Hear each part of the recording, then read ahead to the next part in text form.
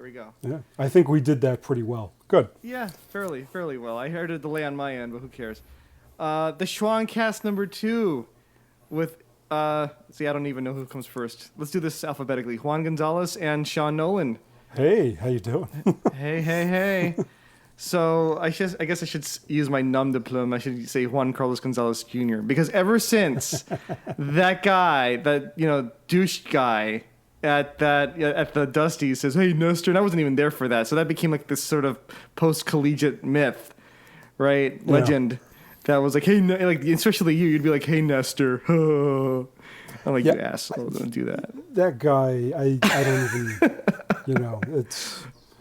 That was kind of a weird night in itself. Yeah. And I was listening to the last one we did and realized that there was some things, like I had talked about the project I did and actually named it by its title as if anyone who listens to this would know what it is. Yeah, you're talking about the certain project that starts with the letter H? That project? Or No. This was the and go we know not where. Of course, we were referring to your creativity and trying to break the atrophy of having not the muscles. Yeah. And I was like, I realized that when I start talking about it, it makes it seem like, oh yeah, everybody knows what I'm talking about. Obviously, they must know. Yeah. Oh well.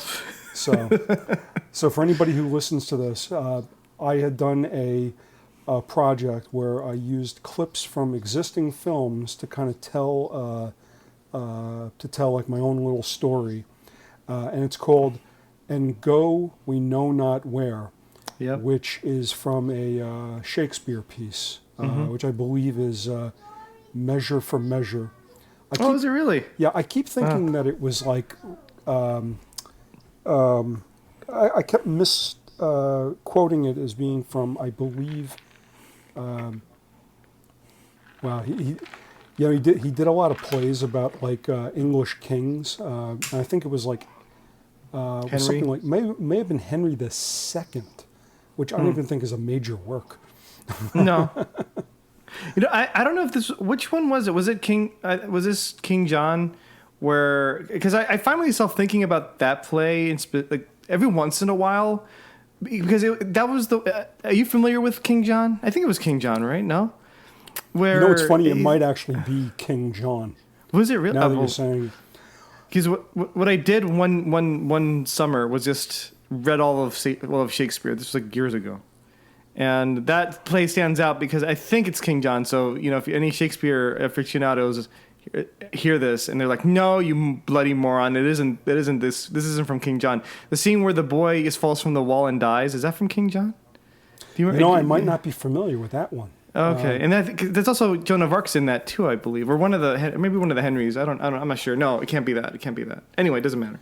Well, because I think I might have told you this years ago, but the reason why I tend to do a lot of quoting of Shakespeare or such is there was a period of time when I used to read a lot of plays. You're right. I might not have finished all of them, but I would usually kind of go through a lot of them. And it was to kind of help with a speech problem I was having. Oh, I don't remember that. No. Because people have a tendency to over-enunciate when it comes to Shakespeare. Because it makes them feel more, superior to people. If you start getting into things, saying something like, "Look here upon this picture and on this, the counterfeit presentment of two brothers. Oh my God. See, here is your husband. See what a grace is seated upon his brow." Jeez Louise. I should get Sabrina down here. Let's get a performance. Let's just forgo our plans for the evening. Let's just watch you. Because I have a tendency to still do it. I slur my S's. Oh. I will tell you this, and I vividly remember you. Was this around the time we met, around second year of SVA? because I remember we sat. I remember vividly we sitting in the cafeteria, and you had the copy of, this wasn't Shakespeare, of course. It was Oleana from David Mamet. Yeah. And I think you were reading that. But hopping back to Shakespeare really quick, after I read Shakespeare, like the whole complete works of Shakespeare book that I had. Do I still have it? I think I still have it. Yeah, I definitely still have it. I noticed my was it perspicacity? Here I am failing at this. I can be more. It helped me in my articulation of the English language. You know, so I guess there was something about reading, committing all those hours to just. You might not understand all of it, of course, and something that sort of physically, maybe chemically happens in your brain. At least it did mine, where it just reroutes certain things, and it's like, okay, you can articulate feelings a bit, I don't know, a bit closer to what you feel like they might actually be, as it were. And that's sort of what I took from that experience. Here I am, of course, tripping over my words right now, but hey, whatever. Let's look past that. But yeah, bro.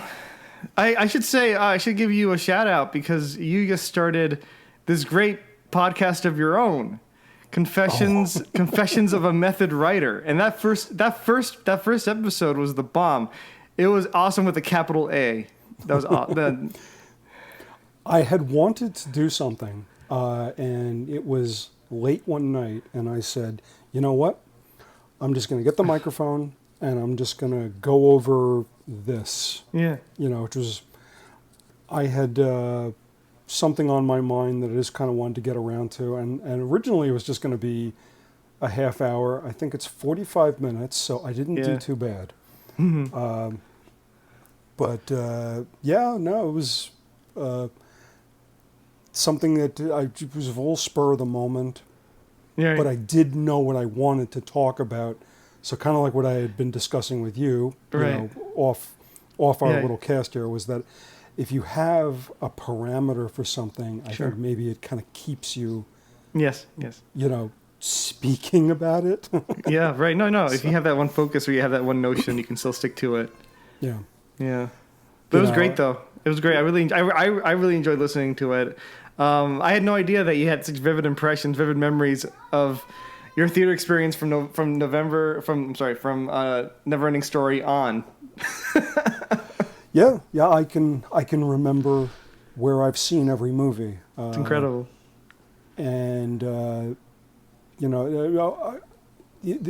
I have a very vague memory of going to see Return of the Jedi in the movie theater, but I don't know if that's true.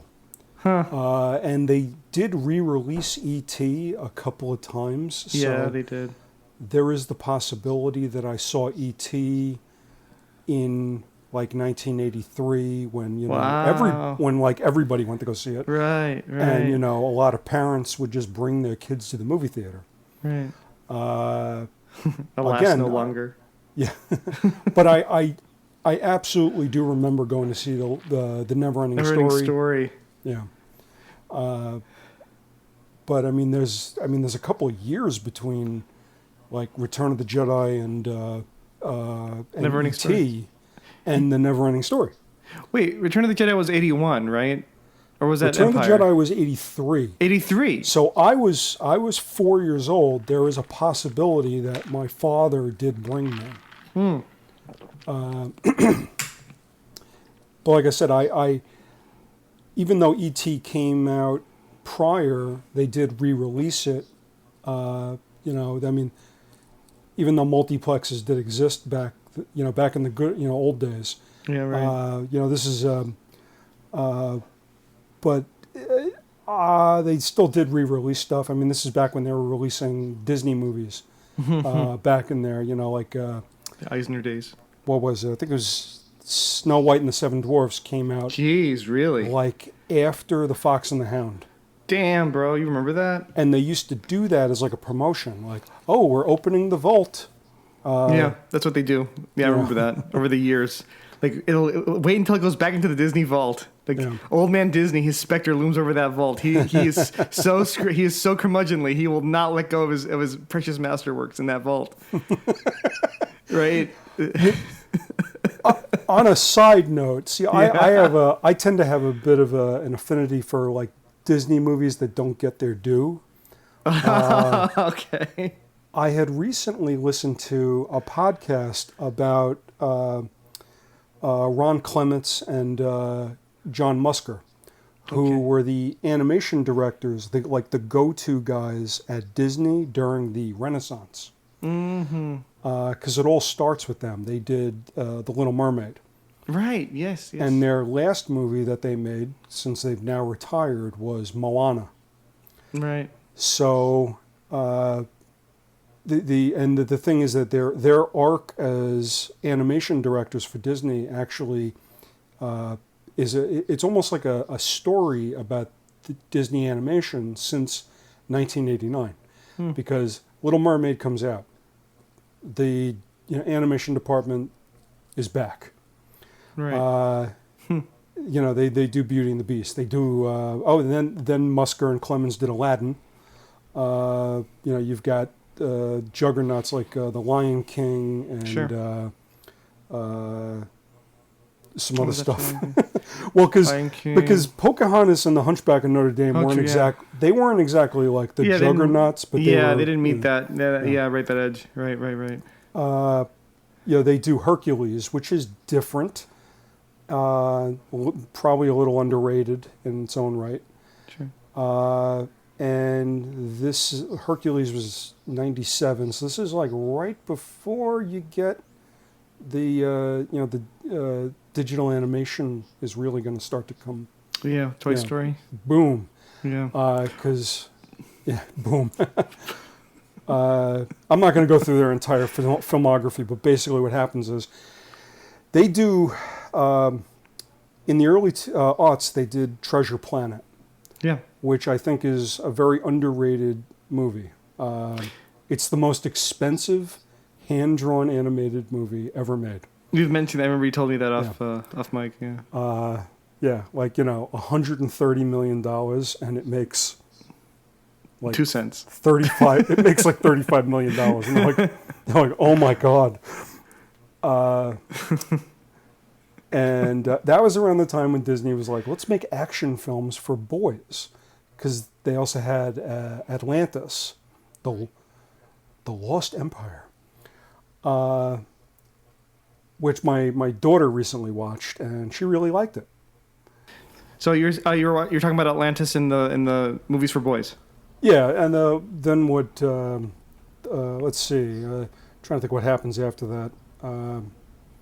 Something happened. Your daughter? With Disney. Yeah, my daughter. My Your daughter daughter liked happened. it. I mean, she's 6 years old, and she enjoyed this action film, this animated action film with no songs. Wow, there's no songs in that. Yeah, Atlantis, I don't think it has any songs. And so what came out around that time? It was, Lilo and Stitch. Yep, that was pretty big. So the lesser Disney movie is the one that is like beloved amongst fans. Because Lilo and Stitch was kind of like a back burner type movie for them. Yeah, it was kind of like, but it was an experiment itself in its own way. That's the impression I got. I've never seen those movies, but I remember mentioning Robert Eggers' book about Ride of a Lifetime. It's his career autobiography, his memoir about how he came up through ABC and then through Disney. And early on, when he shortly after he became CEO, there's a section in the book where he was just sort of doing an audit of things that can be improved, and he saw Disney animation. He was like, no. And then apparently, did you read the book? Did you see? No. Check it out. I'm familiar with what you're talking about, though. He had like a board meeting. Yeah. And he was just showing. Yeah, did you know this? He was just showing clips of the movies, and then I guess the performance-wise after that, and it struck such a nerve that people were like, the board of directors and I guess the I don't know, stockholders. I think it was just a board of directors meeting. They were very, let us say, mildly perturbed as to wanting to do an overhaul of Disney animation and get them back. Because they thought they were doing just fine, but Robert Iger was like, no. It was good that we had Pixar, but at the time they were sort of on dire straits with them, and Steve Jobs because of what happened with Michael Eisner, and Steve Jobs trying to negotiate that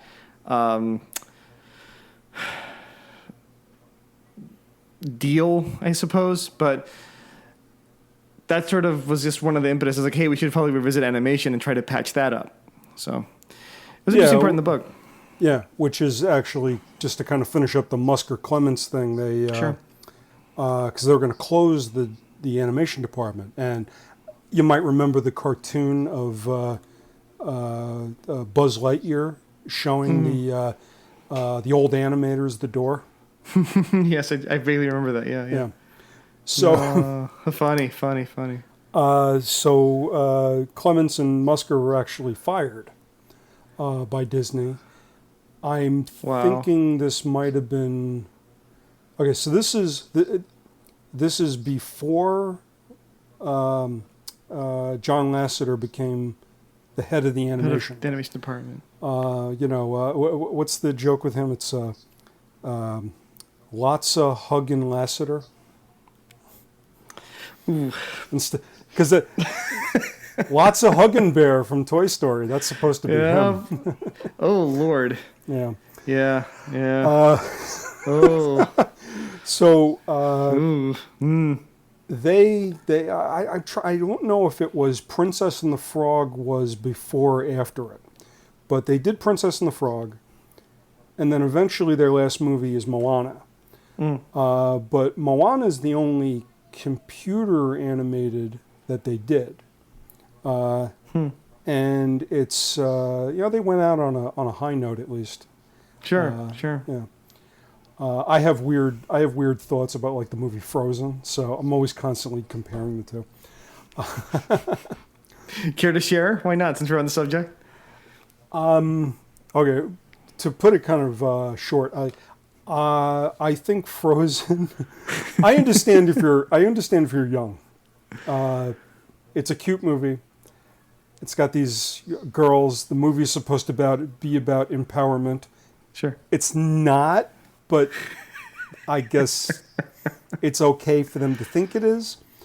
I think you just described the operating agenda pre-woke Disney. Yeah. Like until they actually got woke, as it were, and they're like, oh, we should actually do this. We should actually go forward with this. Anyway. I listen to the songs from Frozen I listen to them just the singing. These are just solid, isolated tracks, just the singing, and then just the music. That is some really bad music. It won the Oscar, didn't it? The song did, yeah. Which I think "Let It Go" is a bad song. That's a whole other podcast show. Yeah, it's the ballad of a generation. Oh my God, that hurts. That makes me physically repugnant. Here's the thing about it. When it comes to writing musicals, the main character usually has a "I want" song. On Disney Plus is a great documentary about Howard Ashman, who did the music for The Little Mermaid and Beauty and the Beast, and he did some of the songs from Aladdin. Okay. And it's a great documentary about him. He actually came from theater, acting, directing, and storytelling, and wasn't really interested in music. He's more of a lyricist, and he can write music, even though he can't read it. He also, I'm saying this like he can do it. He passed away like 20 some odd years ago. Okay. But his songs, here's one. He wrote Little Shop of Horrors. Oh. So his songs from Little Shop of Horrors are very good. Of course. If you listen to the song Somewhere That's Green, it's basically part of this world, or part of that world. Mm-hmm. You know, it's I'm here, I want to do that. And Yeah. the songs are really similar. Yeah. You always steal from yourself. Right. I had a Go funny figure. story. I've never picked up on that. I never picked up on that. It's sounding very much. Yeah. So a whole new world, right? For sounding just like Somewhere That's green. Yeah. Somewhere that's green. Yeah. Yeah. Shawn Nolan, ladies and gentlemen. Shawn Nolan, the brain at work. So the I Want song for Frozen is, it's a banger. I'll admit, it's a banger, but that's because of Idina Menzel. Sure. But the song, if you listen to the lyrics, are like, okay, I get it. All right. Yeah, okay. And the music. Can that be? I'm sorry, I interrupt you in the sweet spots, but can that clip just be like your reviews for any kind of big Hollywood movie that just doesn't strike well with you? Like, okay. Yeah, I get it. Yeah. Like the Roger Ebert, I hated this movie. Yeah. Anyway. Moana has a really similar song. It's a great I Want, and the way they use it is really good. Because usually you might say it's because I want, and then what happens is they use the song as an I am. And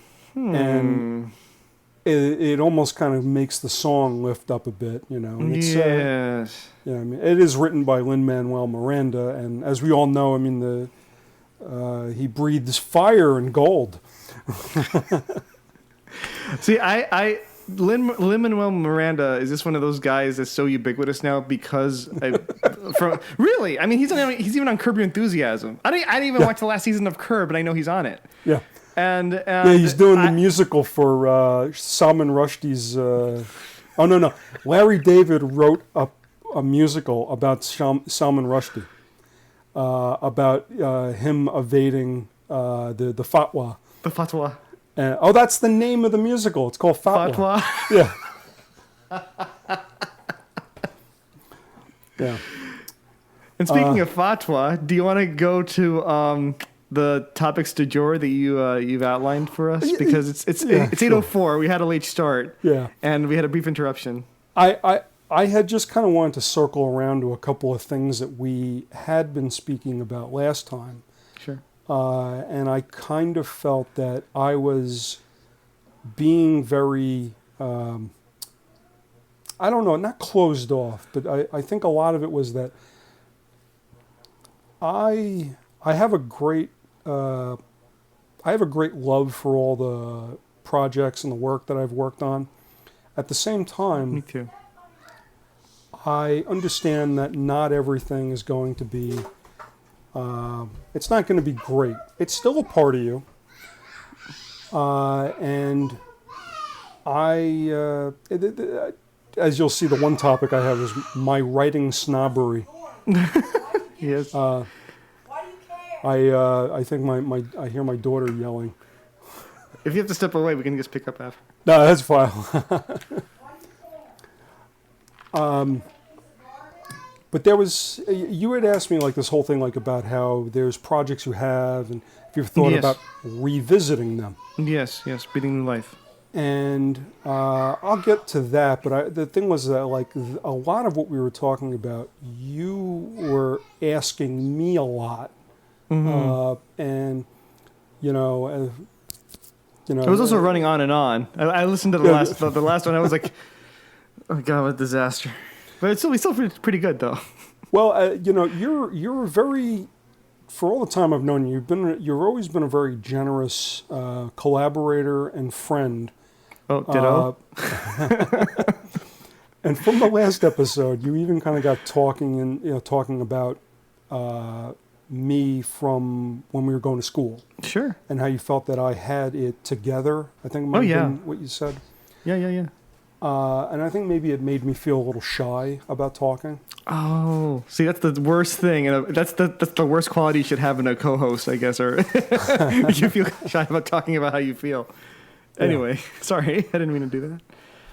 No, it wasn't that. It was I did appreciate the compliments. At the same time, one of the things that I was getting a little self-conscious about is that I'm like, crap, I don't know if I've ever kind of like turned the mic on you and say, as I had kind of written in my notes, I wanted is like, when it comes to like, say, the projects or the writing or something you wanted to do, like you do short stories. Yeah. You're working on like a 10,000 page novel too. Something like that. But I was kind of curious about what you kind of thought about the process of being, as you would put it, we're not artists, we're creators and we make content. Oh, that fucking sucks. That's what I think about it. There you go. A short answer to your heavy question.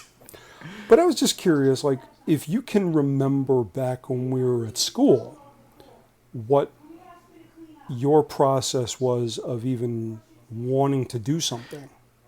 Like, okay. And if there wasn't a process and it really was just about like homework. Oh, it was probably 10% home. No, that's too generous. 5% homework and 95%, wanting to do the work and just,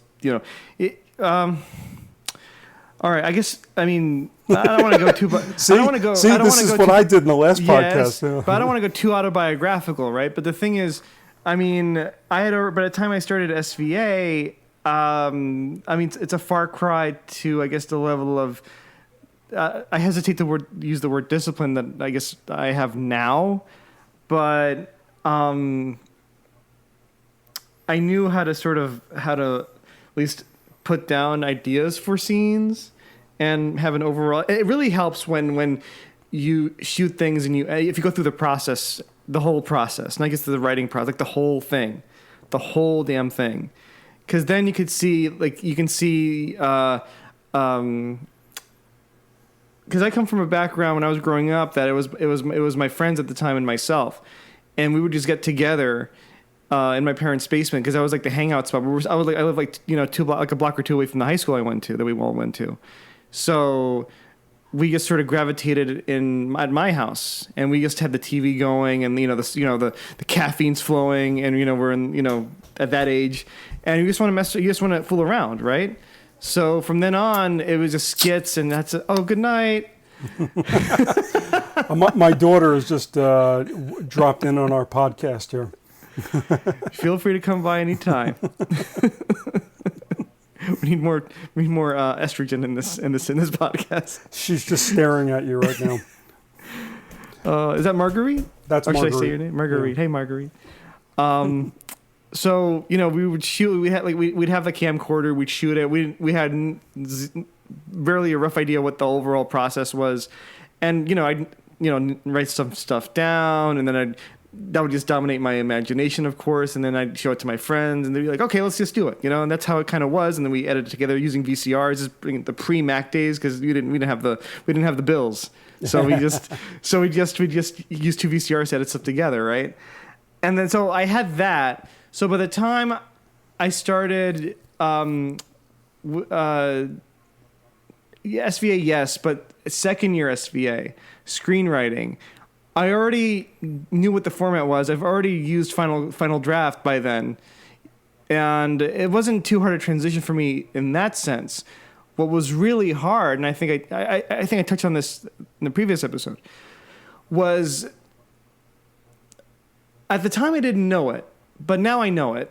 It's knowing your audience, because I think even from second year on, I got to know people like you and Daniel McGovern and some other guys, but still, it's like, you're writing for you guys, but at the same time, you're also thinking about big picture, and it's like, how do you communicate, your innermost thoughts and feelings and so forth in a cinematic way to, I guess, an audience that you don't know about? And that really that was, I think, one aspect that just killed me. So it was just like dialing back from that, and then not even thinking about that, and then also kind of like knowing what my voice was. So you can imagine, it was sort of like this two like overlapping clouds of meaning that I still had to suss out. So in the middle of that, think of a Venn diagram, right? In the middle of that's sort of where I was trying to navigate.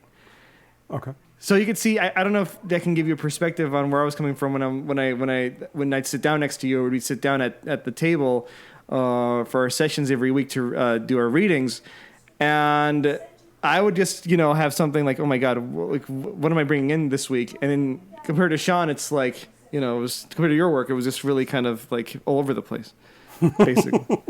So that was basically my process, trying to suss out what the hell I wanted. I can understand that. Well, yeah. Are you saying goodbye to me? Good night again? Okay. Oh, take two. Good night, Marguerite. Again. Yeah, as you'll see, like the one thing I always had. For one thing, let me also preface this by saying I used to cheat a lot when it came to screenwriting class, because the instructor would say, "Bring in 10 pages a week." Sure. And I would always be bringing in 15. Oh, yes, I remember that. And sometimes it would be the 15, and then the next week I would bring in another 15, but it may have been like me backtracking a little bit. See, daughter number 2, please don't. I'm about to go over there and hug you. Are you kidding me? All this love right now? It might be me backtracking to do some rewrite, and I would present. I mean, I did this very rarely, and I'll get into my rewriting problem in a second. This is going to sound really stupid, but unless the pages I brought in were just not working, I oftentimes didn't bring in rewrites. We had a lot of people in class who did. I do know that we had one person in class that only brought rewrites in. It feels like me sometimes. And I mean, when I mean rewrites, I mean it may have been the same 10 pages for 3 weeks in a row.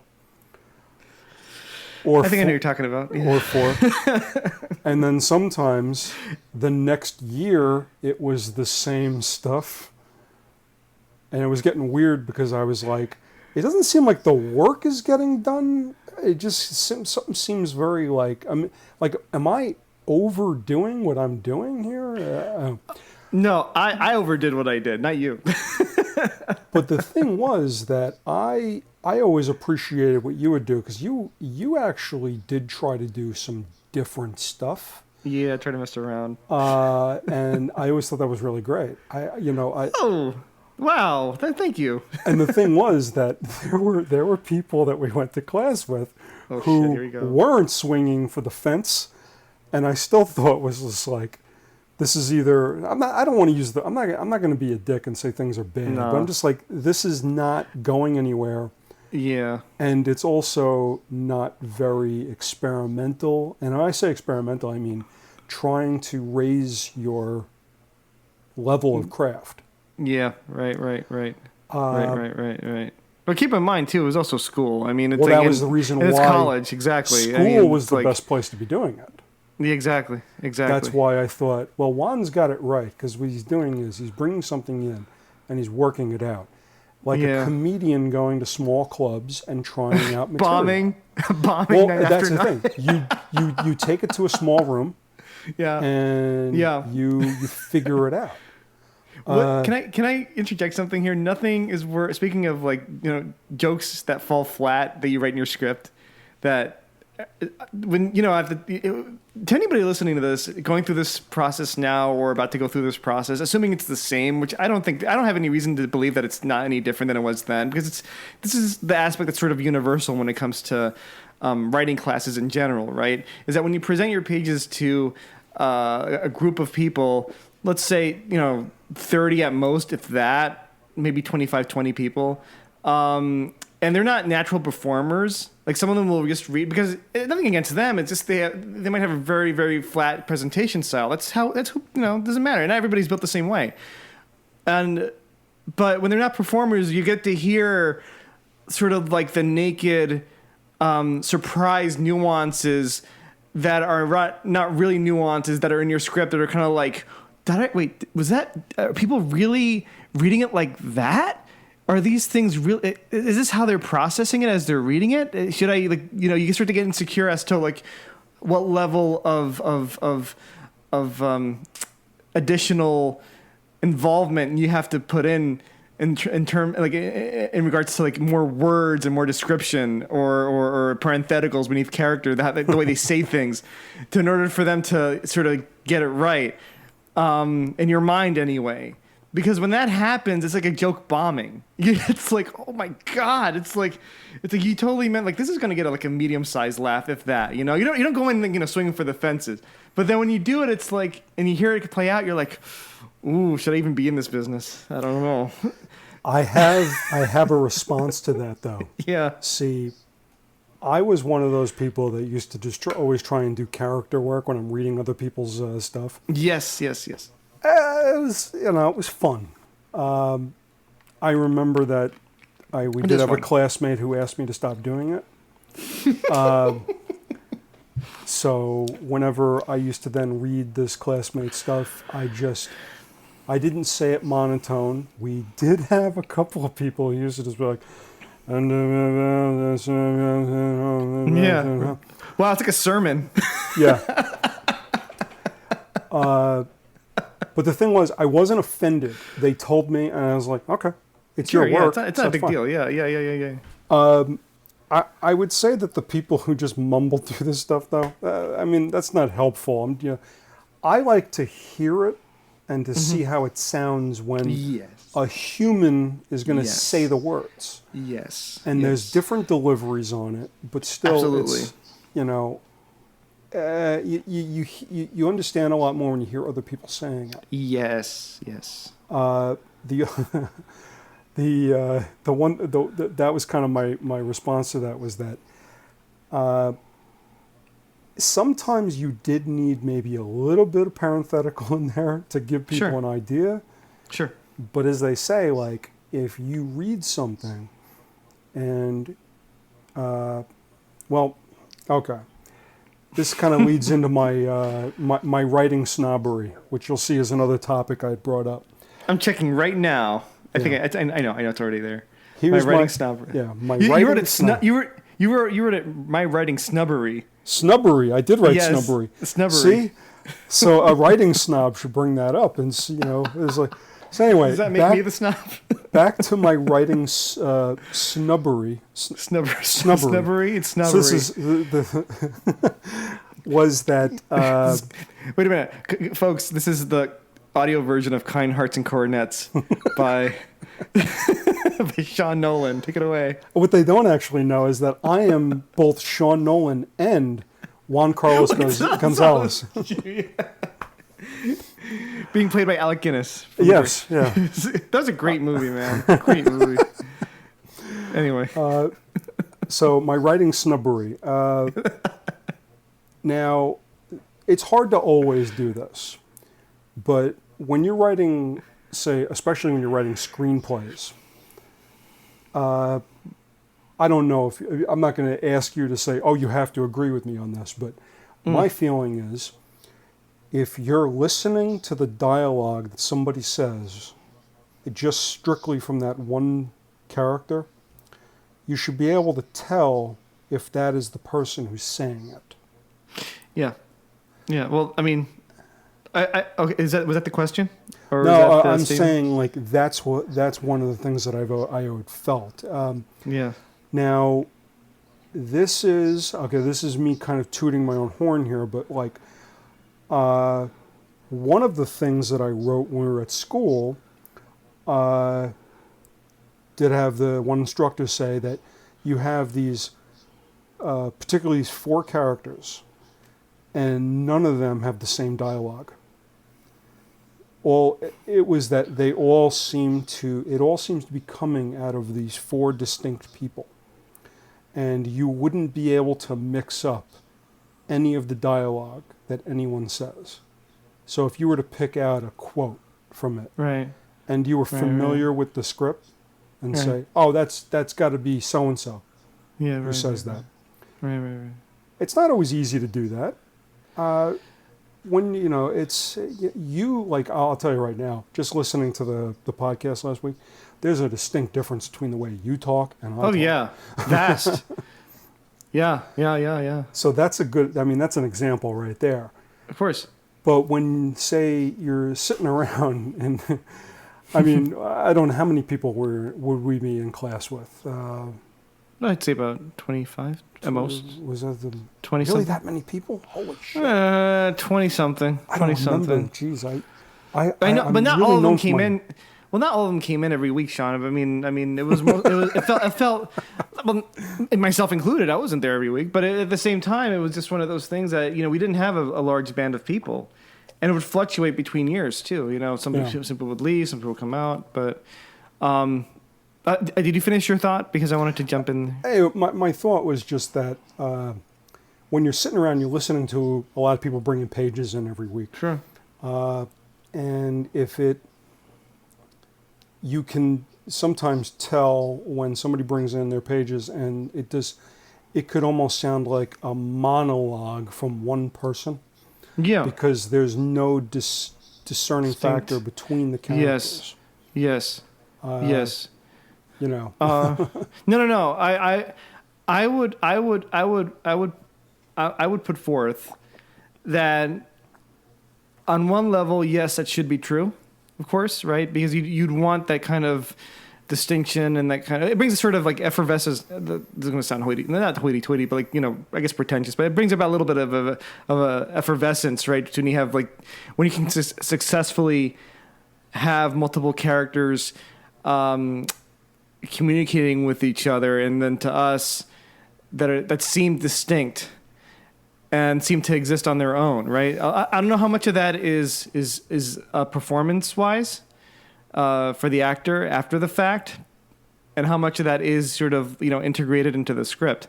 What I would posit would be just the intention of having characters that sound similar, if there's a specific function to that. Oh, of course. Yeah. I mean, it's just, if you're having a scene between, this sort of strides the line, but like Tyler Durden and Jack from Fight Club, right? Yeah. I know they seem to be two different characters, but then they play it off against each other. Where it's like, hey, by the way, buddy, I'm really you, and this is just your like suppressed personality or whatever. Spoiler. Oh, dude, it's been years. Are you kidding me? You know what my thought on Where that were you is? when you saw Fight Club, Shawn? Where were you when you saw Fight Club? This is my thought on this. Is like, if you haven't seen Fight Club by now, fuck you, okay? We're going to spoil it. You almost made me have a spit take. I was going to spit that out. But yeah, that's I mean, that thought was sort of that thought comes after you go through something like the experience we've had at like film school, right? Because film school does communicate certain expectations that one should have from a script, and then by extension from a film. Whereas if you feel like you're more of a free spirit, as it were, and you want to just experiment and just get to know unknown boundaries, then you get to have thoughts like this where it's like, wait a minute, why do I have to have these characters sound different?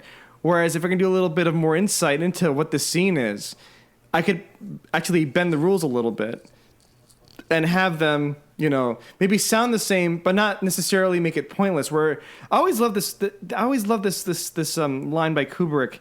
I hope you've heard it because I'm going to butcher it because you know me with quotes. There's a thrill that comes with communicating drama in such a way that when you have the audience discover it, first you get a thrill because it seems like because you feel like you discover something on your own, you see, and then because you discover that one thing, you start wanting. It becomes like a serious, almost a passionate urge to want to keep going. This is why, I fell in love with, studying Kubrick at my senior year, because when I discovered, Kubrick studies, when we were seniors in SVA, it kind of just blew the door open. It was kind of like, wow, you can just really dive into this guy's work. And from there, you can just discover all these, that word again, nuances and ideas that, it's become legendary by now, with Room 237 and, Rob Eger. And all these guys who have these interpretations of The Shining alone, and then the rest of Kubrick's body of work. And then when you get past that, for me, it was like also David Lynch, because that, for some reason, those two connect really wonderfully. Right? Yes, I don't want to go on and on, because when you have when you come from studying Kubrick a little bit, then you have more of an appreciation for somebody like David Lynch, who does like these. If you're watching it from a point of view of a conditioned audience person who grew up in like 70s, 80s, and 90s like we did, right? Unless you can sort of work your brain a little bit, also not just your brain but your heart and your emotional self, then you won't have any idea what this guy's talking about, like at all. You'll be like, "What am I watching here? Like, why would why would you want to watch Inland Empire for like 4 days? You know what I mean? It's like it's not a pleasant experience. So you can learn the rules, I guess, what I'm trying to say. But then once you start learning the rules, it's like you'll see what these other guys are doing. You're like, oh my god. But really, though, isn't it? No, totally. To kind of close off my writing snubbery, the idea behind it was that you take this from the macrocosm of movies, okay? Sure. A lot of times these movies will be written by guys who probably, at some point, wrote something much smaller.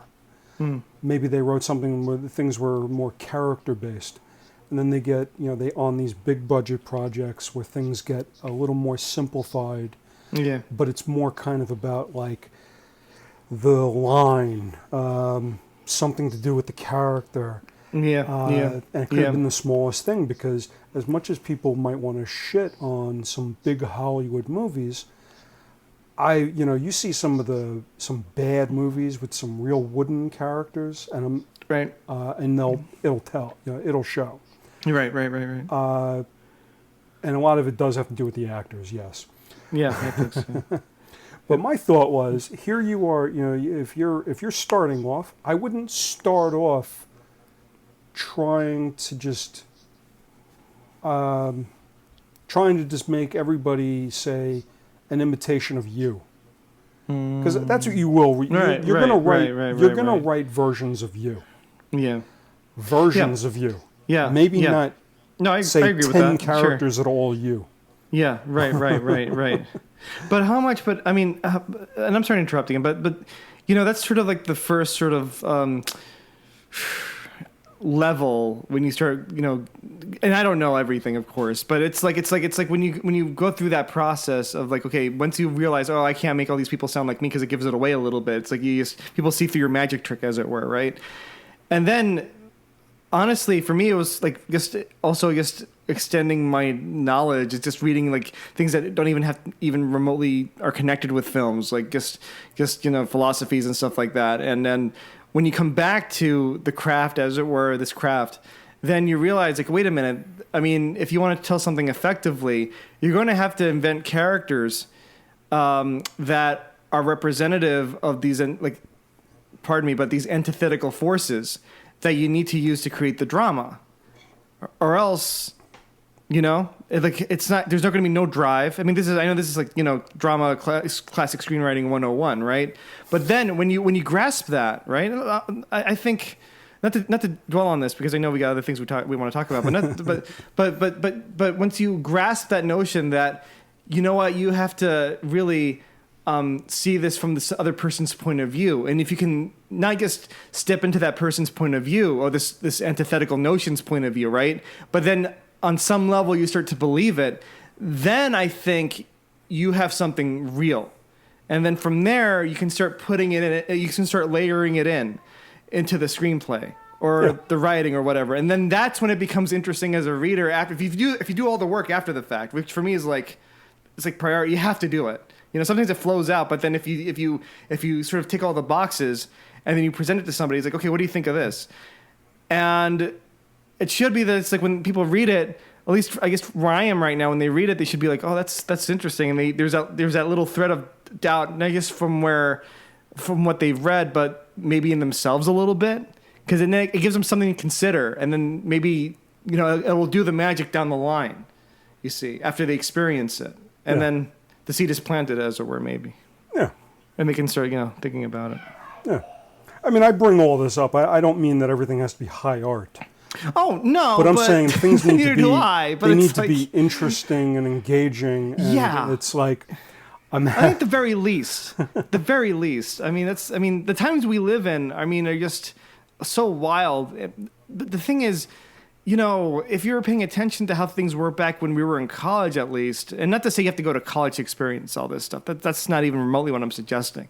But I mean, if you're paying a level of attention and you just think quite a bit, you won't be surprised. It's like this kind of stuff was sort of foretold, as it were, like years ago. It's just a matter of just, trying to live through it now that everybody's sort of going through it to themselves. The younger generation's budding through, at least. Yeah, I had like a thought about that where it may have been something I was thinking about when you were talking about creating content. Yeah. And then I'd like to just kind of maybe move into something else here. But Sure. It was, I think you might have actually said this, was that, let me gather my thought here. Mm-hmm. It had to do along the lines of creating content and how when we were watching, say, movies or such from younger years. Right, right. I mean, essentially, I'm a little older than you, but we are the, what? No. was I mean, that? no. That was like we're in the same bracket. I mean, Yes. we're a couple of years older from me. You're definitely a couple of years older. But we are essentially, I mean, I'm going to lump you in here. We were kind of the Amblin kids. Sure, yeah. Totally. And I was watching Poltergeist a little earlier today. The Amblin kids. Oh, Jesus. That should be the name of the podcast show. Anyway, you're watching Poltergeist. I was watching Poltergeist. I was thinking about also the Goonies Sure. or Gremlins and kind of thinking about like this mentality and not so far as bringing it to like this whole like Stranger Things type of thing. But there is something great about like wonderment and being Sure. Yep. young and like the possibilities of it. Yes. And when we were kids, and this is that those movies even existing now, Yes. Goonies, Gremlins, Poltergeist. I mean, I'm naming a lot of Spielberg movies here, but Explorers. Have you ever seen Explorers? Of course, I love Explorers. I haven't seen it in decades, but I remember loving it when I did. I just watched it a couple weeks ago with my daughter, and Wolfgang. she was Wolfgang. Yeah, the green alien at the end, Yes, Dak, yes. and she's like, "Ugh, he looks slimy." But the idea was those. Think about those. Now think about something like the Fast and the Furious franchise. Sure. Now, I'll admit, I'm not a really big fan of the first, second, or third one. Right. The fourth one's okay. The fifth Fast and the Furious is a masterpiece. Jesus Christ. So the franchise doesn't become self-aware until the fifth movie. Damn. They What? are... Yeah, go ahead. I was going to say, those movies are... it's a product right now. And Yes, that's by not now. It's not an insult to it. They are a product. The Jurassic Park now world has become a product. There's a lot of things that are now products. All Sure. the movies that seem to come out are Sure. more of a product. Yes. And they don't really feel so much like they might be a film. No. So a lot of the Marvel movies kind of fall I was going to into go this. there. I was going to go there, absolutely. And, to kind of go along with the Scorsese thing about them being like an amusement park ride. Yeah. It's not an insult. It's just what they kind of are. What they're engineered to be, yeah. Yeah. Yeah. When I watch movies from when my younger years, I don't look at those as being a product. And the interesting thing is, I've probably seen movies like Aliens, Sure. Terminator, Sure. crap like that. Crap. It just lump it all. It's garbage. It's going to ruin your head, Shawn. Just crap like that. Crap I've like probably that. seen those movies How many times? more than I've seen any of the product films. You know what? I offer you this. And this is a blatant peek into my daily consciousness. when I go about doing my daily whatevers I have to do each day, regardless of what I have to go to work or whatever, right? My brain defaults to scenes from Indiana Jones and from and John Williams music. I don't know how scary that is. I honestly, maybe it's deeply frightening. I'm not letting myself experience the fear, you know. But there is an innate, maybe it's, I don't know. There's some conditioning level. I don't get it, but there's an innate joy or thrill that that is communicated through me humming the music, like the scherzo. When the scherzo for the motorcycle chase, when Indiana Jones and Shawn, and the father are on the motorcycle escaping from the castle, and the Nazi bikers come after them. Yeah. That music, I love that music. It just plays in my mind sometimes, and it's not and. A part of me wonders, like, is this natural for a human being to think like this, especially as one as old as I am right now, like in my late 30s, about to become a father on the cusp of fatherhood? Is that something that is normal? Shouldn't I be thinking of more practical matters? Yeah, go ahead. I mean, it's yes, you should. I should. But there comes like there comes a time in any man's life when they have to just keep thinking about Indiana Jones. But still, it's just one of those things that it happens, and I think I go looking for it because there is an innate pleasure in that. When I like to think that when they made those films, Spielberg and Lucas and the rest of that great crew, right? Even Kathleen Kennedy. I mean, people like to shit on Kennedy now, but I mean, look back. I mean, Frank Marshall and Kathleen Kennedy helped produce a lot of the movies that Spielberg did. People know this. It's not a secret, right? But when they got it, at least for my soul, I guess, they got it so right that it stayed with me. Now, the question is this the kind of work that I hope to do one day, if I ever, some kid down the line who's going to be in his 60s that I'll never meet, maybe one day, or even older than that. They're going to be in the rocking chair when they're like 200 years old because of advances in science and who knows what. We'll be humming whatever or imagining or even watching, the stuff that we're going to put forth one day, hopefully. That level of entertainment. I like to say yes, but the prospects of that to go to like an Aldous Huxley level now, I guess, is frightening because it's like, well, people should think about more than these things. This is just my daily kind of default, right? Where it's like, dun, dun, dun, it's like, is this healthy? I guess I don't want to make this, dive too much into philosophy or anything. But seriously, that's where when you bring it up, that's where my mind went. And I don't know. I mean, I'm sure people. I mean, still, Alan Silvestri came up with the Avengers theme as much as he did Back to the Future, right? Oh yeah. So it's nothing that's too different. I mean, it's just that. Do people hum the Avengers theme? I'm sure they do, right?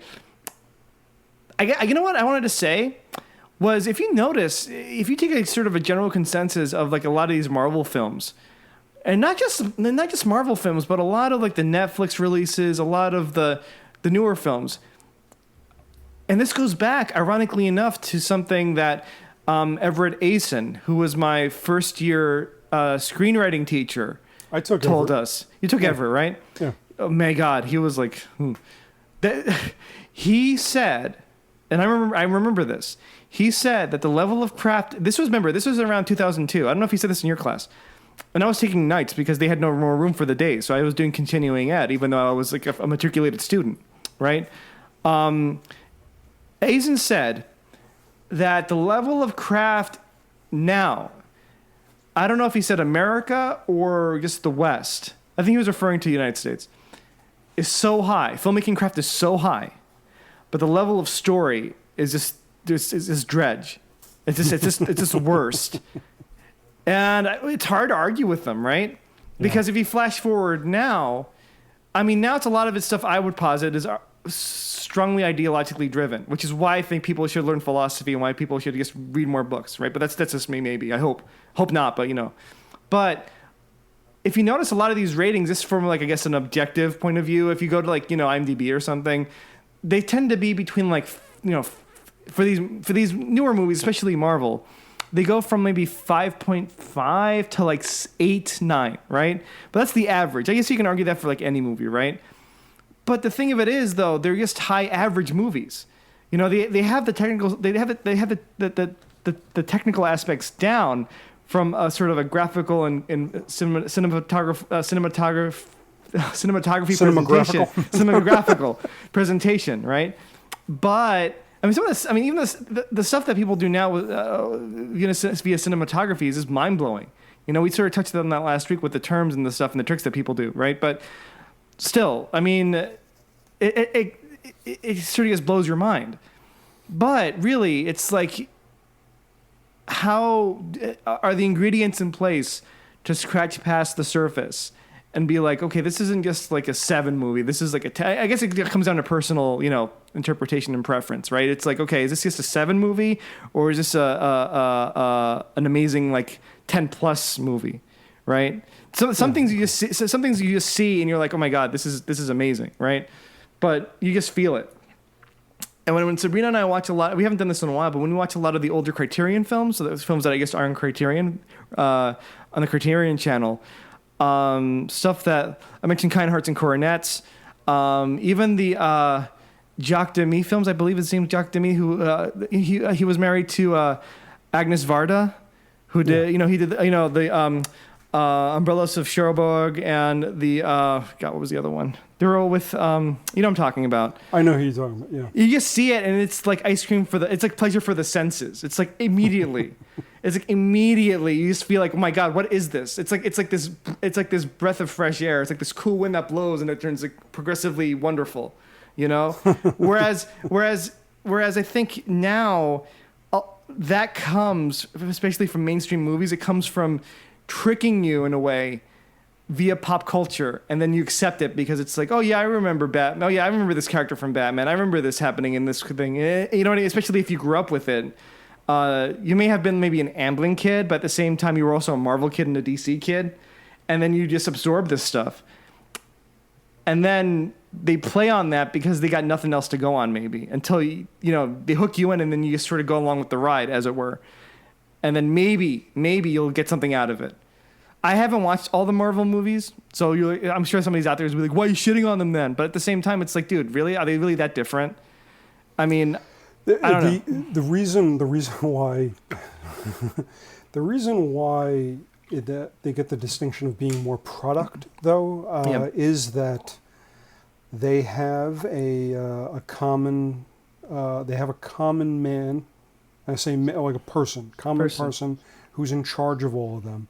Yeah. Which there is a line when they were making the films where you can tell before Kevin Feige actually before he took over. He took all the guys in the room and said, we need one person in charge of this, because trying to get everything in line, we're never going to get this done. No. I mean, you hear these apocryphal stories about how they were going to do an Avengers movie but didn't know what it was going to be. Because they didn't even know what characters were going to be in it or who the villain was.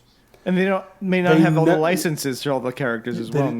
And was like, for the longest time, the Hulk was going to be the main antagonist. Not bad guy, but antagonist. Yeah. Because if people do remember from some of the stories, there's one of the reasons why he got sent into space. Right. And, dealing with that, dealing with all these stars, budding egos, which, and the person they had to deal with the least was actually Robert Downey Jr. as far as his ego, because when they were talking about this, he was still, they still had the insurance mandated chaperone for him. Oh, really? The first Iron Man movie, he still had the insurance chaperone, right. because he was still in the danger zone of being somebody who might not change his life. Sure. you know, they were futzing around with Ed Norton, Right. you know, fighting Yeah. with them. And again, they didn't. You know, like they're like, oh, we always planned where eventually it was going to get to be with Thanos, and they're like, They all say that. They always say that. yeah, right. I'm sure Yeah. they did. Like, what I was about like, like, you know, and Lucas the talking kid about from- like. Yeah, and it's like, Yeah, and yeah. the kid from Iron Man 2 is not Peter Parker. That's like the biggest bullshit I've ever heard. Can we do an episode on maybe a segment not on this one obviously, but on Shane Black, because I mean you touched on the Lethal Weapon script last time, right? Yeah. And Shane Black is just one of those guys that are kind of like, what's going on with him? Not to, I don't, of course I'm not shitting on him or anything, right? But at the same time I'm like, you know, I'll just leave it at that. We'll talk about that later. Okay. Yeah. Anyway, but that's I didn't want to get too far into the No, thing, because the thing. the whole thing with the Marvel movies, a lot of those stories are hearsay and apocryphal, so I don't want to Right. pass them off as truth. But Right. it is one of the reasons why they did for a while have a hard time like figuring out how they were getting to the first Avengers movie. Sure. You know, because then after that, everything starts getting faster. smooth sailing. Well, not smooth sailing, but fat. You know what? But do you want to come to a point in regards to the content versus artistry thing? Well, I guess a lot of it just had to. It's kind of like this, because I mean, this has nothing to do with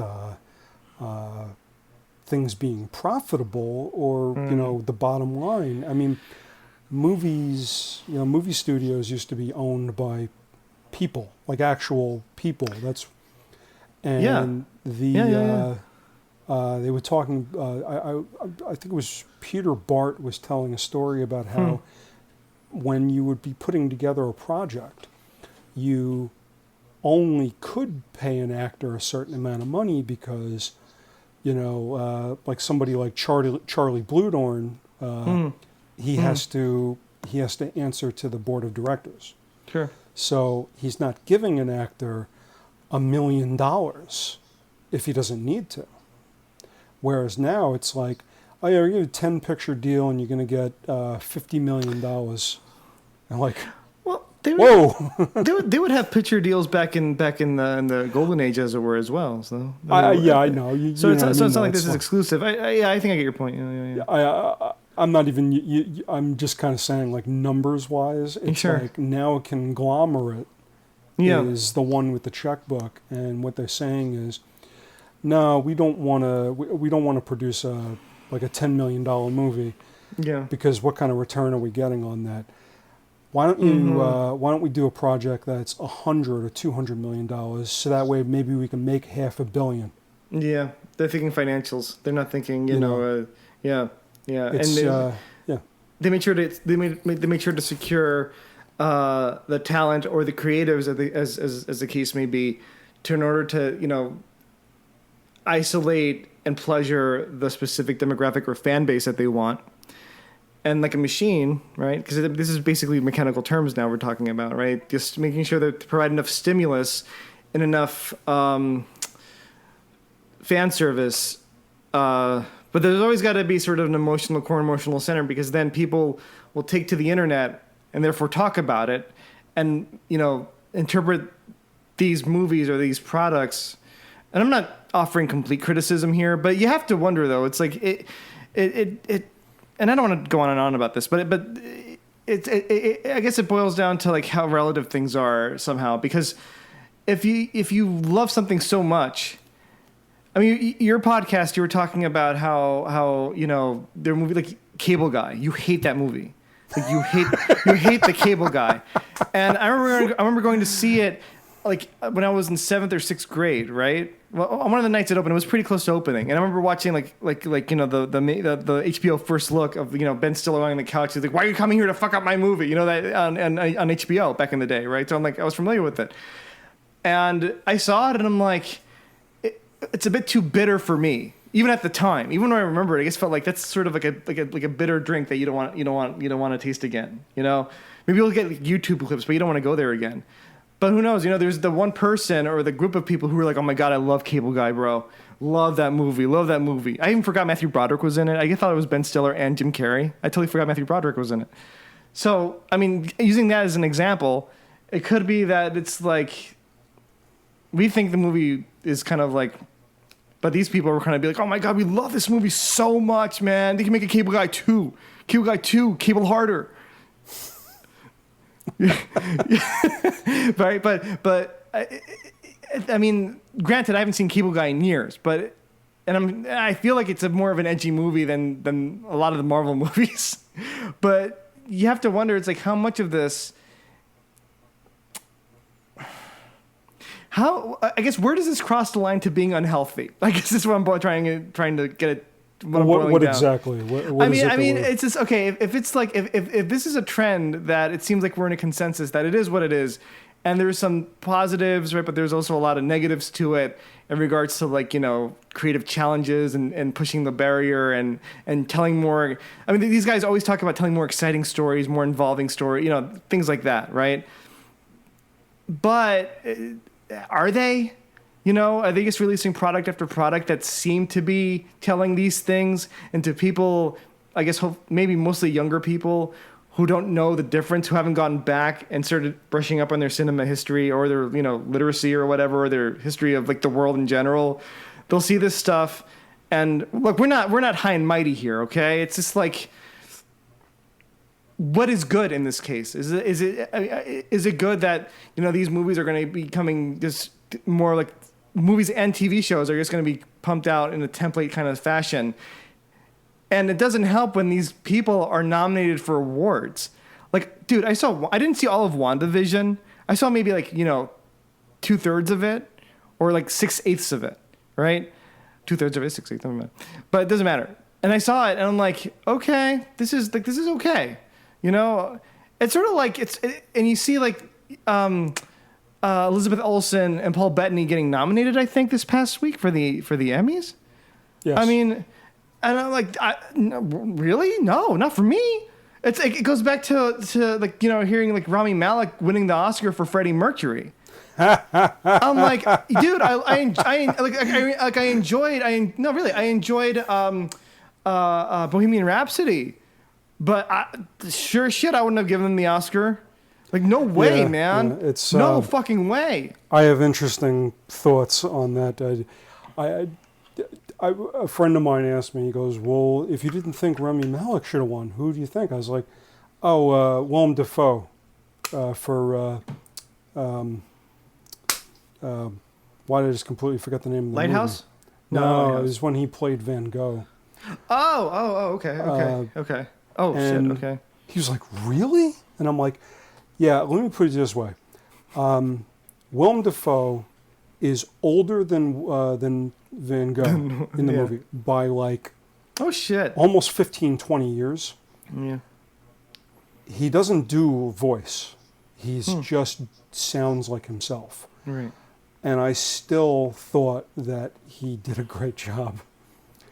And for me, like, I thought that was good. It was the fact that he was able to make Van Gogh him. That it was like more immersive. I remember hearing an interview on the Howard Stern show. I think Alec Baldwin said something very similar. Really? Yeah. And I was like, okay, at least I'm not the only one who thinks this. No. No. Yeah. But, you know, it's, you know, everything's taste, and it's yes, and that's sort of like where I was going with this. It's like, okay, what's you know, is there a hard line between, like, you know, consuming something out of habit because it's there? I mean, I think a lot of this comes down like because it's there. When it's there, no, really, when it's there, people just, you know, they'll go, you know, and then it informs the culture, right?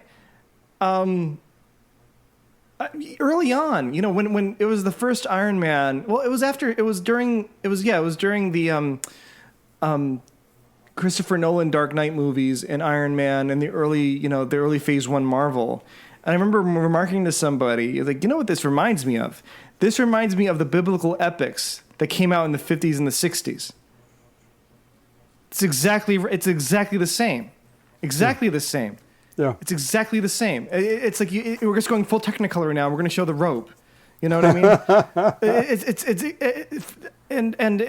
I haven't. It feels more mechanized now, right? Because now people see this as a surefire thing. It's like you almost have to give your money as an investment to Disney or Marvel, as it were, to get that wheel turning and get your money back. Because it's like going back to that Robert Ager book really quick.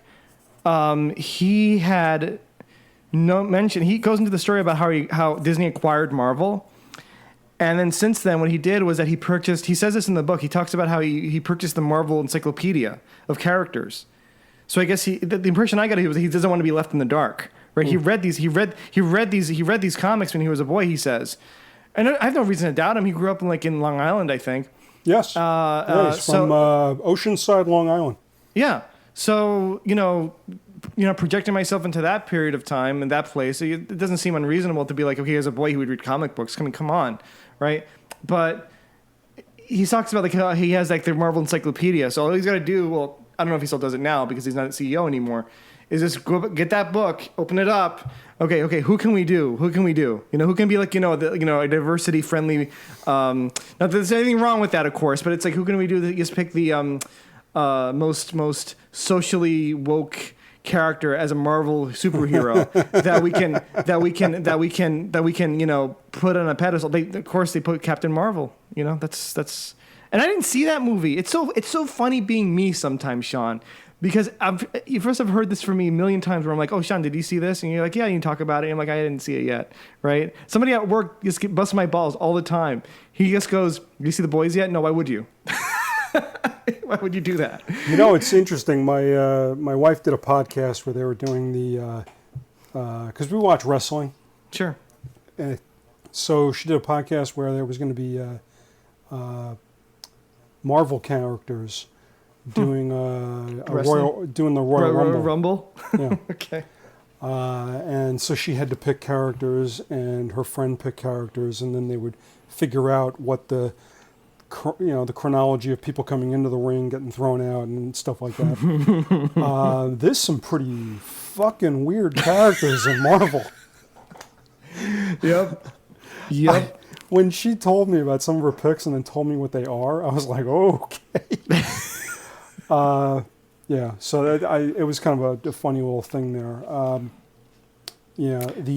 I had this joke where I was like, I want to write on Facebook. I was like, they released a Black Widow movie. I was like, are they still making Marvel films? Yes. I was like, yes, I thought this shit was over. Nope. It's not over, Shawn. There's still money to be made. Yeah, it's like somebody. It's like because I used to play video games. I don't know. I have video games now. I hope they play themselves because I don't touch them because I'm just doing that so many other things.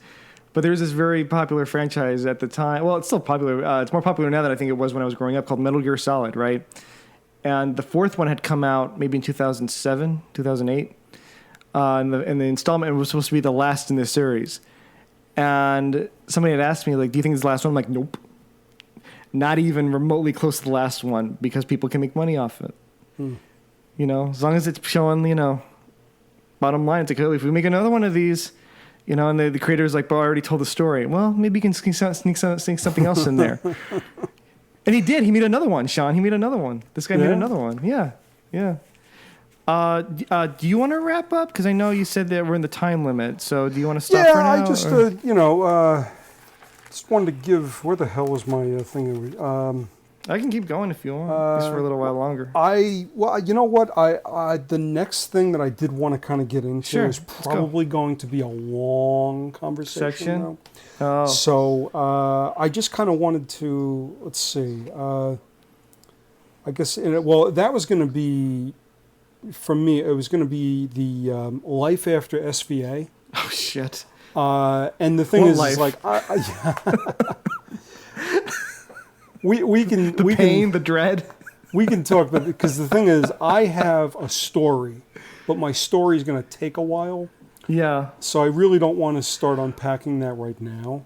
Yeah. But to give a little kind of an idea about this is that it's the you know, on the next episode, The ShJuawnCast. was kind of about talking about the transition of going from being a student of going, okay, now what?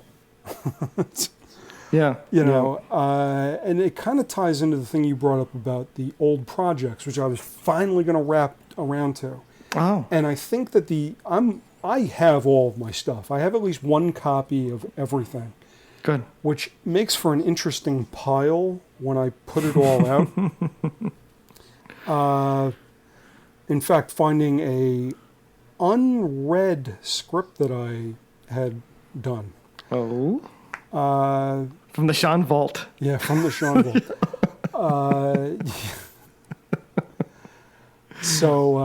And then like going through some of that and going, oh my God, this stuff is crap. Mm-hmm. I mean, some of the older stuff is really crazy. You'll say. Yeah, I mean, I collaborated a couple of times with some people with varying results.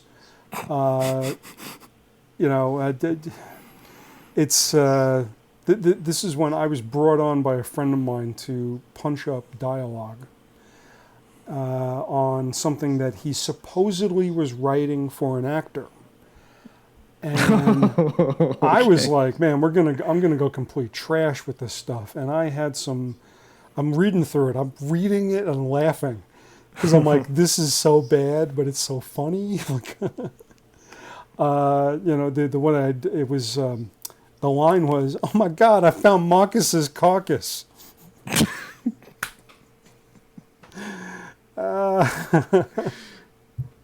We actually had characters. Now this is like on page 1. The characters' names were Old Bitch and Old Fuck. I can't laugh at that saying this. Old Bitch and Old Fuck.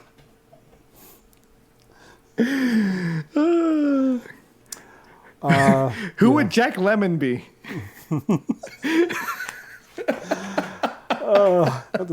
My damn headphone won't stay in my ear now. No, that's same here with mine. Oh Lord! But I mean, it's been years since we had worked on this, and I remember the last time I pulled it out and showed it to the guy, and he's like, "What the hell was wrong with us?" There was this time. I mean, I actually wrote this thing, but it was a gear shift script. So it was all I wrote for comedy until eventually it's not a comedy. And somebody was just like, isn't that kind of a little jarring? And I'm like, well, shit happens. As David Lynch would say, life is complicated. Yeah, exactly. It's like, well, David, you know what happens to milk when it gets warm? Yeah, it gets nice. And the ants are very hard workers. That quote about warm milk. Have you ever heard that before? No, well, I probably did, but there's so many Lynchisms out there now. It reminds me. Now, have you ever heard the saying that goes, "The squeaky wheel gets the oil"? Sure. Okay. No, oil or grease. Well, or the grease. Grease. I had a job where a supervisor who got fed up with us talking about stuff and bringing up concerns said, I just want you to know that the squeaky wheel can get changed out. And I said, that's not the saying.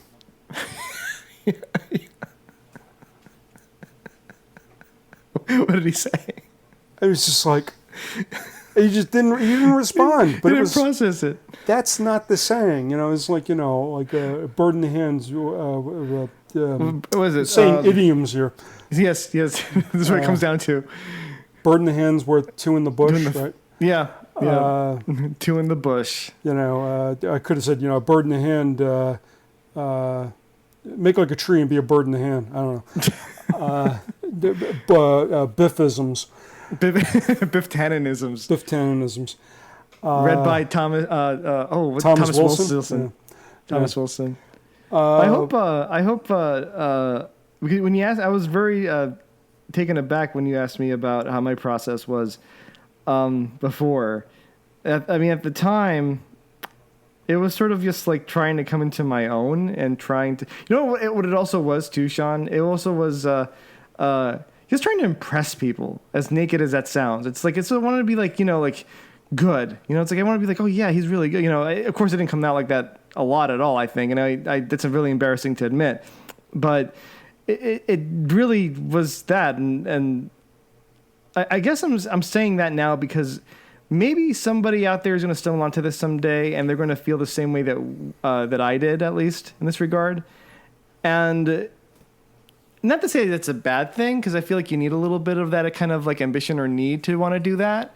But also, it's not a prerequisite. It's like you can do more honest work than trying to do that. Anyway, at least. I wanted to just go back to that and just add that as a postscript. Oh, sure. Well, just I guess I wanted to just kind of bring some finality to the whole thing about the old projects, which you had brought up at the last cast. Sure. I have a great love of everything that I do, but also understand that you, as they say, you got to kill the darlings. Yeah. You look at old stuff that you might have done, either home movies. Yes. Yeah. I mean, I think back. I did a radio show when I was in community college. Oh, funny. Yeah, I remember you mentioning that. Wow. Yes. And I go, what the fuck was wrong with me? Because some of the things that I did were really strange and silly. And I mean, this comes on the heels of I used to help out a buddy of mine. Unfortunately, we were all a little too caught up in like Howard Sternisms. Sure. So he was doing kind of more of that format of a show. Yeah.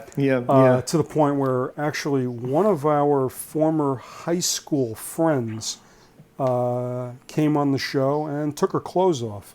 Oh my God! We're on radio.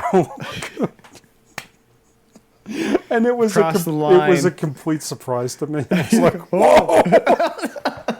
You have a copy of that? Do you still have that somewhere? No. I used to have a recording of the one I did, where I did various voices, but I also used to introduce weird like music with none of this stuff went together at all. No. And I did commercials for fake businesses. Gee, that would work. I could see you doing that. That's smart too. That's ingenious. Yeah, there's this place on Long Island that's called I don't even know if it's still around. It was called Trainland. Like choo choo. Wow. Trainland. Yeah. Choo choo. I know what a train is. Well, I didn't know if you could hear me. Choo choo. So insulting. It's more of your snobbery. I came up with a commercial for them. This is not for the radio show, but it just goes like this. It's like, boop, boop, come to Trainland. We have trains. That's it. Oh, Lord. We're running over, Shawn. We're running over. I know. No, I say that because, well, I mean, you also said you'd be available later tonight. Do you want to do that and just go for it, or nah, not really? We should probably try for next week maybe and go for that. I think we try again next week. I think it'll work out well. You know what's funny? I thought we would do this maybe like once a month, and then. You got back to me saying like, "How we have to do this as soon as possible." I'm like, well, okay. Well, I had to follow up on some of that stuff, because it's, I was just like thinking, I'm like, well, my old stuff. I'm like, I guess the big question is, do I still care about it? Is it still relevant? And that's where I kind of fall on that. Yeah. Well, yes. Like one of the my. I want to call it my baby, the thing that I wrote, the Kill of Sam Getty. Yes. It's something that I pushed that one hard for a while, and I look at it, and one of the biggest set pieces in it, I don't find to be very relevant anymore. it would have to be totally redone. The problem is it's hard for me to go back into that stuff because there was a different mindset with the reason why I wrote it. Yes. Yeah. And I am now, I'm not as old as the character. But the thing is, I wrote it because I was thinking about somebody that was much older than I was. Yes. And trying to think about things about, somebody with regrets and such. Yeah. And I almost kind of think that if I went back to rewrite it, yeah, now having had some years behind me, yeah, I almost am a little afraid what would come out. And it might change it. Well, I mean, unsolicited advice right now, but I mean, it's not like you can just delete that. I mean, you can still expand or indulge, I guess is the phrase, to just go into that world or that area of that territory that you just talked about. Yeah. If you allow yourself to go, that is. I mean, that's of course it's your choice, but that's just one of those things that's just like it won't necessarily erase the past as such. I can tell you from personal experience, there are plenty. Oh, okay, really quick. My writing process now, it's sort of like it's sort of like this. I sort of achieved this kind of weird balance where I admit it's like, okay, one of the things I learned from SVA was if I try to bum rush something, it's just going to end up being a hot mess. It's going to be a hot mess. So after left school, and this is going to be touching on, I guess, the next subject, right? But the next episode, I guess. But after left school, I realized, you know what? Let me kind of indulge with the time that I have as a living person, as crazy as that sounds. And like, you know what? Some of the best things come from just letting time have its way. Writing something. If it's not there yet, you put it in the drawer, live your life, do your thing, come back to it, and then see what you can do with it. And all my projects are like that now. It's not like that's something that I recommend people to do, but that's how I do it. And it's not like you're the most productive, but the thing is, when you hone in on something, how can I put this? It's like when you hit a dead end with something, and for some reason the words aren't coming or the ideas aren't coming, and you're trying to turn that key and that ignition won't start and that engine won't turn over. Like, you know what? I got to put this away. I got to walk away from this for now, right? I can't. I guess it doesn't work. I remember trying to write a book, and it was like with these short stories that was kind of be like this sort of build up to this one major kind of climax to this climax story. Wasn't getting it. It wasn't there. It was not happening. And I'm like, I sort of gave up. I'm like, that's one of the hardest lessons too. When it's like, I can't, when you get to that point where like, I can't do anymore, especially if you're an imaginative person or you have ideas and nothing is working. Cause you feel like, unless you go through a humbling experience, and you have to also have, I think, an awareness of what works and what doesn't. Because if you just start throwing shit at the wall, hoping something will stick, eventually you'll get something to stick, but it's still shit.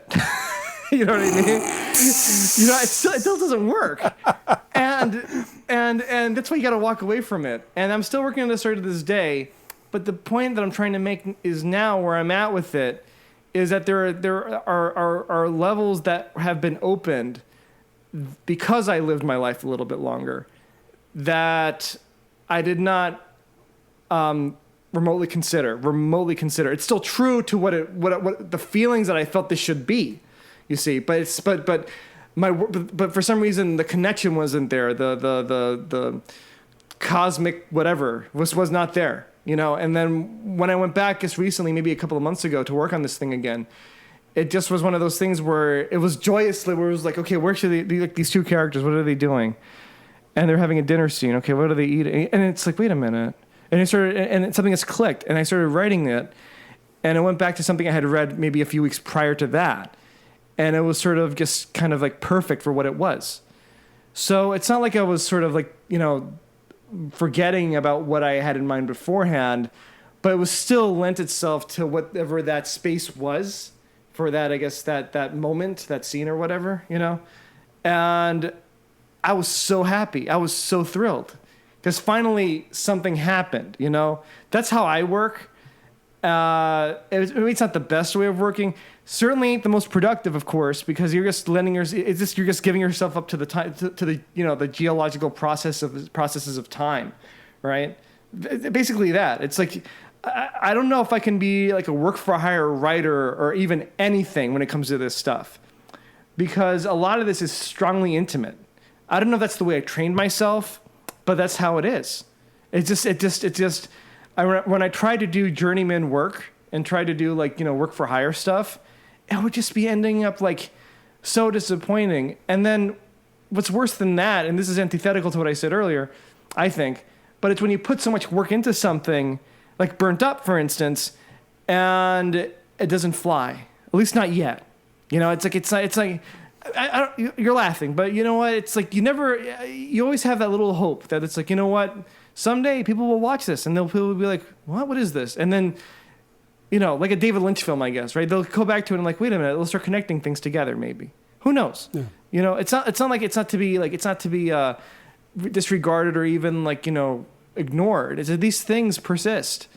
You know, I remember saying to you when we were working on Burnt Up, and I said to you, like, Shawn, some of this stuff is just, oh, what did I say? I think you remember this. It's like, Shawn, this is like, what did I say? Really deep or something like that. It was like, Shawn, I'm like learning to see, like, it was like that scene in Twin Peaks. I'm learning to see beyond the board, you know, something like that, something like that.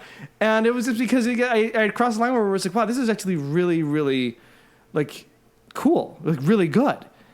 And you always get these looks from people when you show them the final product, you know, let's say, and they'll be like, you sure about that? You know, you really see that kind of stuff? I don't get it. But somebody will. That's the strange thing. It's like, how many of these movies do you see like these people saying like, we were just making this, you know, this movie and we didn't think it'd have like a leg of life to it, and all of a sudden, damn. Like, we had no idea. I mean, I'm not trying to sound like, you know, overly optimistic or whatever, but it's like, you know, we know people like good things, you know, and we're people. And I boil it down to that. It's like when I watched Burnt Up again recently, online, by the way, where it's not the best quality, it's like, it's still good. I still really enjoy it. I'm sure there are things that we can fix about it, but at the time, I mean, still, it's like, there's so many things we could change about it now, but I'm not going to even dare do it. It's like, I mean, it's just insane. I mean, if you do something to the point where it's to the most of your technical ability and you can't go an inch further, then it's like you almost feel like, okay, that's it. I can't do anymore. That's it. And then from there, it's like you sort of have to back off and let it be for what it is. Warts and all, if there's anything. Yeah. Yeah. So, I don't know. Well, you know, we will go a little more in depth into how you, you know, branch off, either successfully, unsuccessfully, emotionally, or such. After SVA, because I got to tell you that story, and I think only two people have ever really heard me tell this story to. Oh, it's an exclusive. And, yeah. But it's a little deep. And I was just kind of curious what your thoughts would be on certain things when it comes to this.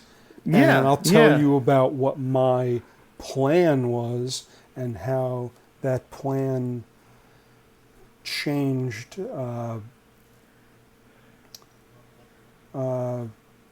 sort of quickly and without me noticing that I let everything get too, you know, get too far out of my reach. Yeah, I can relate to that. In a way.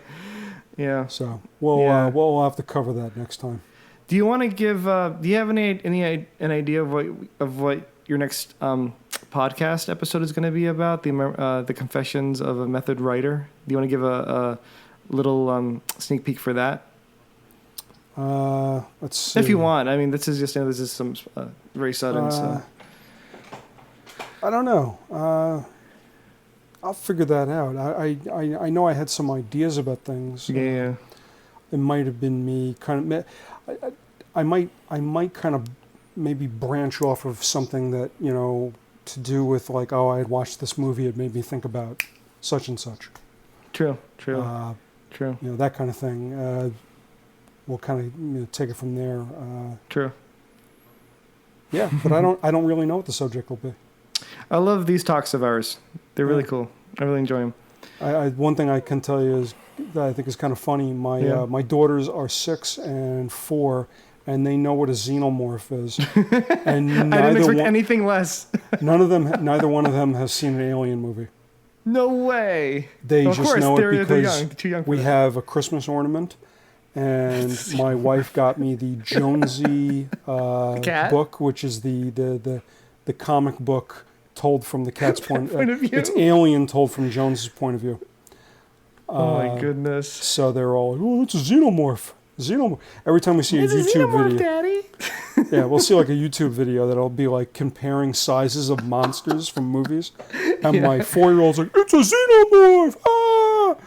I wouldn't expect anything less. This is just so perfect. Maybe the next podcast will be about xenomorphs. I should probably give people what I might do for my next podcast. And then I guess we'll stop for tonight. But I think I might do a rebranding, renaming of my podcast. I was thinking about calling it Back on the Track. I don't know, something about it. Choo choo, choo choo. We got trains. Can you do a commercial for it?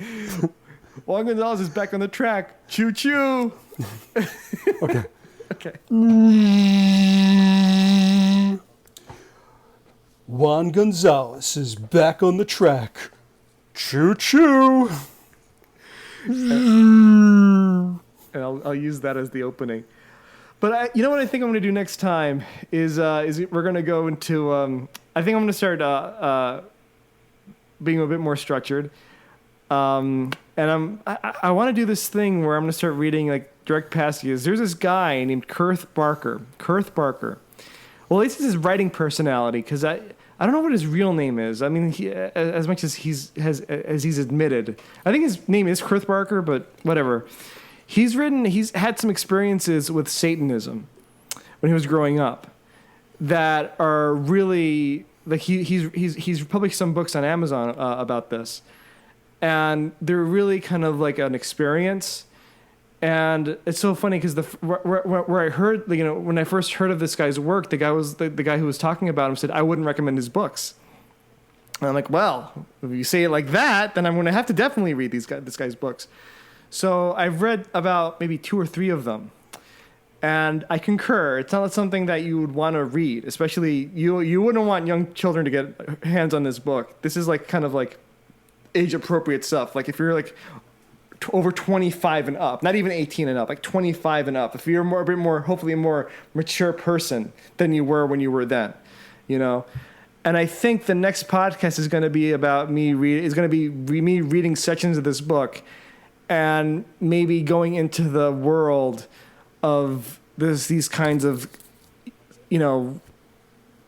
satanic cults, and that's sort of the where my brain space is now in regards to doing recordings. I just finished The Ultimate Evil by Maury Terry, and the whole story is basically about these New York guys who get involved with investigating Son of Sam, and then over a period of say like almost 8 to 9 years realize like, holy shit, there's like real Satan shit going on in the United States. And it stretches out to Hollywood and touches on Manson. There's like direct connections to Manson, and then how Manson was basically used as a kind of these groups are kind of used as because we talked about this last time. These groups are basically used as hit squads almost. I wouldn't know why they would carry out the hit, as it were, on Sharon Tate and company back then. It had something to do with some sort of like inter-drug squabble, maybe. I don't know why. That's how what was communicated in the book. But because this story was so harrowing, I mean, it's a great book. I mean, when you read it, I don't know if you ever read this book, The Ultimate Evil. No. It's really good. I mean, I thought it was, for me, it just grabbed me, and it was like one of those to-go books. I'm like, you know what? I have to read this book. And I just kept reading it. Like whenever I wasn't doing anything, we weren't like recording or working or whatever. Serena would sit on the couch, I'd sit with her, and I'd just read this book. And by the time I finished it, I was like, holy cow, this is like one of those pieces of the puzzle. I'm sure not all of it is true, but at the same time, enough of it may just be that it's like, okay, if you're really kind of having doubts on this whole like, how real is this, crazy Satan stuff? You read this book and then you put it together with this guy Chris Barker talks about when he was growing up, and this weird sketch starts to emerge. So I'm guessing maybe these podcasts are going to be like maybe like little like droplets of like, okay, research here. Like read this book. I'm gonna read excerpts from it, and then maybe eventually I'll work up my way up to Ultimate Evil one day. Who knows? But let's see if it's any good. I don't know. All right. And I think we're calling it a wrap for tonight, right? Yeah. Like I said, you got to. How did I sign off last time? Make sure be good to each other. No, yes. That's. I think it's still applicable. It's still plausible. It's still applicable. We will return next time with more tales of the dark side. So until next time, man. Do you want to do video next time? Should we start like recording our video calls here? Is that possible to do, or is that like a after recording discussion? I'll have to look into that. I'm not really sure how we do that. We'll figure it out. Yeah. All right, folks. Thank you so much for listening. As always, hope we we entertained you for at least how long is this? Like 2 hours now. Almost 2 hours. We're at least like we're last keeping it time. under 2 hours. Yeah. Like last time. Obviously, still trying to structure it didn't help. Hey, it has its own structure. So. And I hope I didn't talk too much this time. Shawn got a lot of words in. I got to see to it that he gets his minimum. And have a good night, guys. It's my snubbery. And good night. Good night.